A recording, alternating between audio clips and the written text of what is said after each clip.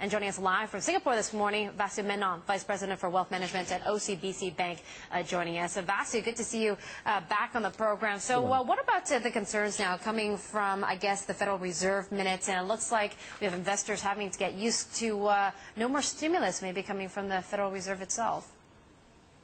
Well, yeah, you're right. I mean, the Federal Reserve, I think there is no justification for the Fed to actually ease monetary policy further, to undertake another round of quantitative easing just yet. Clearly, the U.S. economy is getting back on its feet slowly. Employment numbers are quite encouraging. They've been above 200,000 job creation mark for several months now.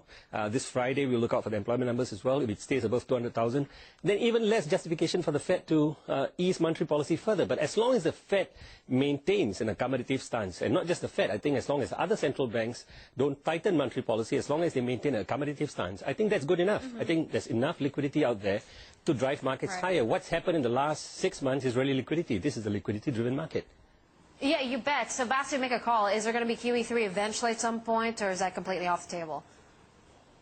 I think it's not off the table. I think it could happen at some point, because if the U.S. economic numbers falter, if they start to wane, then, the Fed may have no choice to launch QE3. And the other factor to consider is also that, fiscal policy could actually tighten in the U.S. after the presidential elections. Many of the tax breaks that Bush had proposed previously will expire.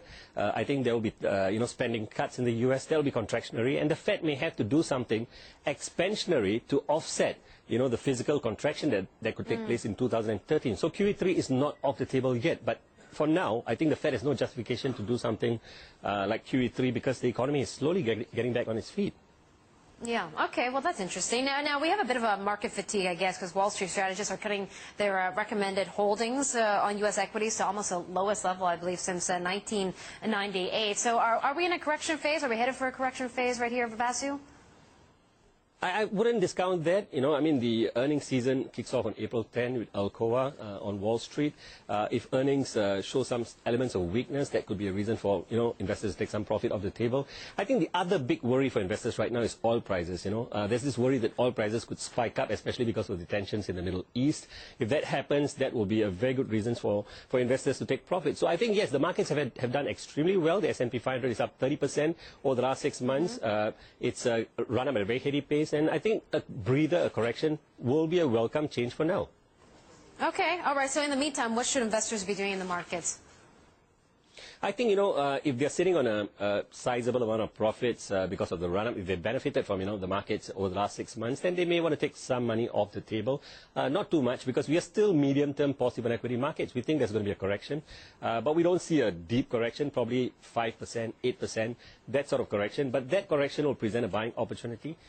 So we would wait for that correction, and we would be telling our investors right now to use that correction as an opportunity to buy into equities, because we are quite positive in equities, and we are especially positive on Asia. We think Asia will continue to grow at a heady pace and offer opportunities for investors. Yeah, quickly, let's talk about Europe, because I guess we were kind of overshadowed by the Fed minutes because there was a sell-off on the European side. So what about the sovereign debt crisis? Is that back on the cards as well? Well, I don't think it's back on the cards yet. I mean, what the ECB has done, what European leaders have done in the last few weeks has really encouraged markets.